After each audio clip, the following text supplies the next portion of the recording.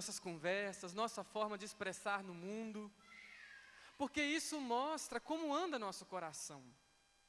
Será que a gente tem falado palavras de afeto, de ajuda, de aconselhamento, de alegria? Ou será que todo o tempo nossas palavras são de reclamação, de briga, de discussão, de xingamentos? Porque o problema é o seguinte: isso tudo demonstra o quanto o nosso coração ainda está poluído. E eu iria mais além, inclusive, nesse ditado popular, e diria o seguinte: não só a boca fala o que o coração está cheio, ou seja, fala daquilo que está contaminado dentro, como também o que se fala contamina também o que está dentro. Não é só o que está aqui que faz sair aquilo que é ruim, mas também falar o de ruim vai também aos poucos nos envenenando. Haja visto quando nós nos defrontamos com alguém numa briga, numa discussão ou algo do gênero, e a pessoa vem para o nosso lado cheio de briga, cheio de xingamentos, e aí a gente acaba sendo contaminado pela briga do outro, pela raiva do outro. E o nosso coração, que talvez estava em paz, de repente também se enche de raiva e começa a falar coisas horrorosas. Percebe como é que nós vamos tomando consciência de que não só o que está dentro é capaz de mostrar a nossa podridão, mas também aquilo que a gente faz por fora nos apodrece aos poucos. E eu falo de podridão porque no fundo todo gesto, toda atitude de maldade vai nos apodrecendo aos poucos. Vai impedindo a elasticidade do nosso coração de ser um coração sensível ao outro. E a gente vai ficando com um coração cada vez mais empedrado, cada vez mais incapaz de olhar para o mundo e deixar ser tocado pela necessidade dos outros. Quantas vezes nós olhamos coisas terríveis acontecer à nossa volta e aquilo já nem nos atinge mais. Eu lembro, durante o período da pandemia, a gente foi acostumando tanto com o número de mortes diários, que chegou o dia que era 4.000 pessoas, 4.000 e tantas pessoas morrendo e a gente já não estava nem aí.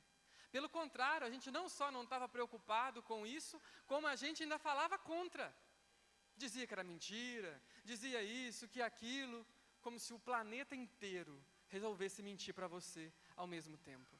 Às vezes a gente tem esse complexo de que a gente é muito grande mesmo, de que a gente sabe demais das coisas, de que é a gente que entende sobre a realidade, ninguém mais sabe, e a gente perde a capacidade de melhorar como pessoa. A gente precisa perceber algo muito importante na nossa vida, que é a capacidade de sempre melhorar. Só que para isso, a gente precisa ter a coragem de perceber que a gente ainda tem defeito. A gente precisa olhar para nós e perceber, puxa vida, não é que de fato tem coisa ainda que eu preciso mudar? Porque senão a gente vai pensando que não, já estou ótimo. Não, porque o meu jeito de olhar para o mundo já está perfeito. Não, porque a minha forma de seguir a Deus aqui já está, 10 de 10. E com isso a gente perde a oportunidade de ouvir coisas novas de Deus. Perde a oportunidade de ser ensinado pelos outros coisas boas também. Ninguém está pronto nessa vida. Ninguém é perfeito por inteiro. Que a gente possa ter isso como ciência e perceber o quanto a gente tem que mudar.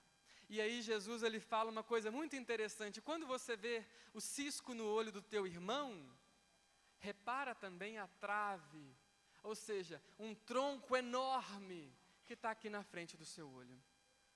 Porque às vezes a gente fica tentado a ficar vendo o defeito dos outros, E é a tentação, sabe por quê? Porque enquanto a gente olha o defeito dos outros, a gente não precisa se deparar com o nosso.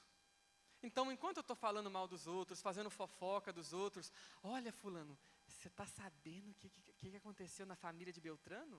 Nossa, mas foi um escândalo danado. Enquanto a gente está preocupado com os pecados dos outros, a gente não gasta energia em olhar para o nosso. E aí, sabe qual que é o risco? Que aquela pessoa que teve um pecado público, talvez ela melhore, mas você está tão preocupado com ele que o seu coração continua igual ou talvez até pior. Que a gente tenha essa ciência de a gente parar de se preocupar demais com o pecado dos outros, com o erro dos outros e focar naquilo primeiro nós temos que cuidar em nós. Tem uma historinha, o Padre Léo contava uma história, dizia o seguinte: uma família morava na segunda andar de uma casa. E nessa casa tinha assim na cozinha uma parede quase toda de vidro. E aí todo dia o casal acordava de manhã e sentava à mesa, tomava café. E aí todo dia a mulher reparava que a roupa da vizinha que ela colocava no varal estava sempre suja. E ela falava, olha marido, olha a sujeira da roupa dessa mulher, parece que nem lavou. E aí com o tempo foi passando, a mulher falando assim, nossa, só piora, está cada vez mais amarela essa roupa. E aí um dia, eles acordaram de manhã, a mulher falou assim, marido, corre aqui. Hoje não é que ela aprendeu a lavar roupa? Está branquinha. Será que ela comprou sabão em pó? O que aconteceu? Aí o marido falou assim, olha, o que ela fez eu não sei, mas eu lavei o nosso vidro. Lavei a nossa janela. Às vezes a gente está tão preocupado em ficar olhando os defeitos, os erros dos outros, que a gente não enxerga o quanto que a gente ainda erra também. O quão imperfeito a gente é, e tomar consciência disso é a chave para ser uma pessoa melhor. Nós precisamos sim ter coragem de olhar para dentro e ter ciência dos nossos pecados, das nossas tentações, das nossas maldades.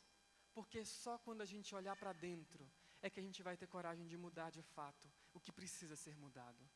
E olha, gente, todo mundo tem coisa a ser mudada. Todos, todos.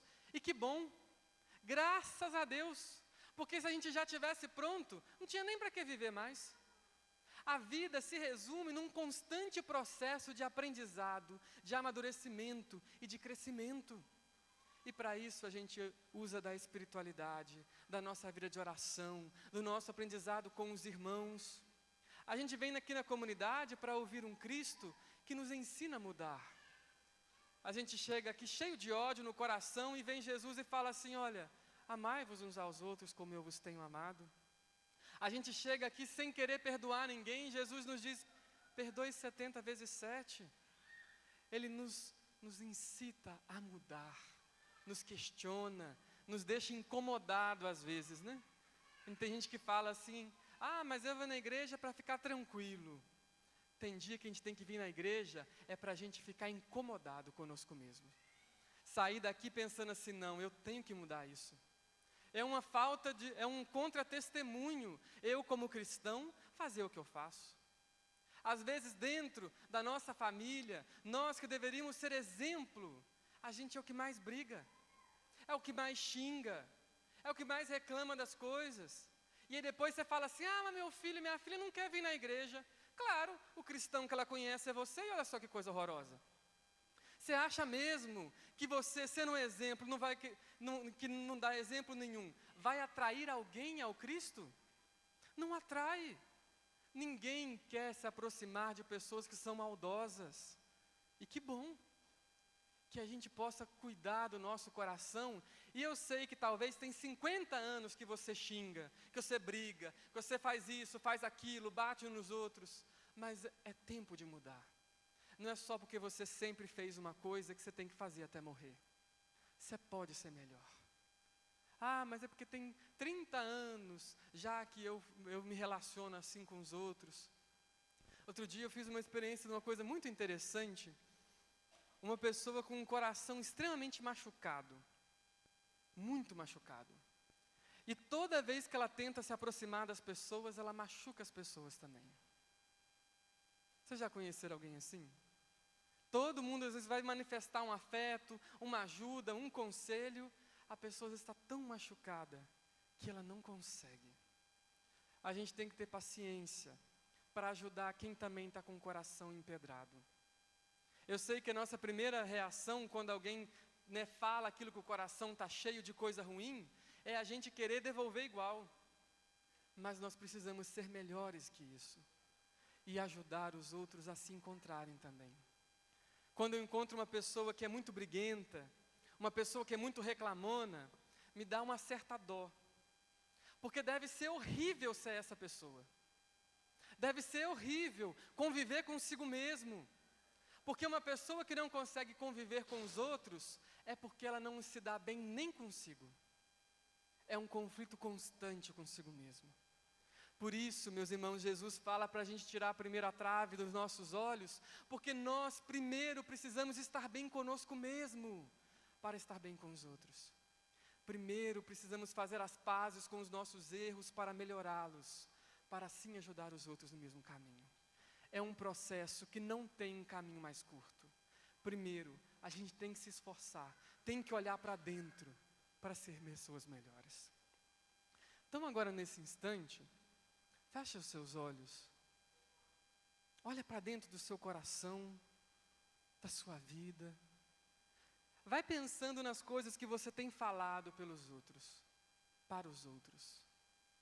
Nesse último mês, será que teve algum momento que você se encheu de raiva, falou palavras que não ajudavam em nada, nem a você, nem o outro a ser melhor? Pensa no seu coração, talvez naquelas atitudes, ou talvez até as pessoas que você encontrou, que estavam com o coração cheio de tristeza, cheio de maldade. Peça a Deus hoje a graça de transformar esse coração. Senhor, me ajude que no meu coração haja apenas o teu amor. Que não tenha espaço para briga, para violência, para divisão. Me ajude a ser paciente. Me ajude a transformar o mundo à minha volta. Me ajude, Senhor, a tirar o cisco dos meus olhos. Me ajude, Senhor, a tirar do meu coração aquilo que há de bom para dar aos outros. Não há nada mais bonito e que nos faça mais feliz nessa vida do que a experiência de todo dia a gente olhar para trás e perceber que nós somos melhores hoje do que éramos ontem. Quando a gente consegue olhar coisas que talvez no passado nos faziam mal e agora não fazem mais, o nosso coração fica mais feliz, porque a gente sabe que está crescendo como pessoa. Nos ajude, Senhor, a ser melhor hoje do que éramos ontem.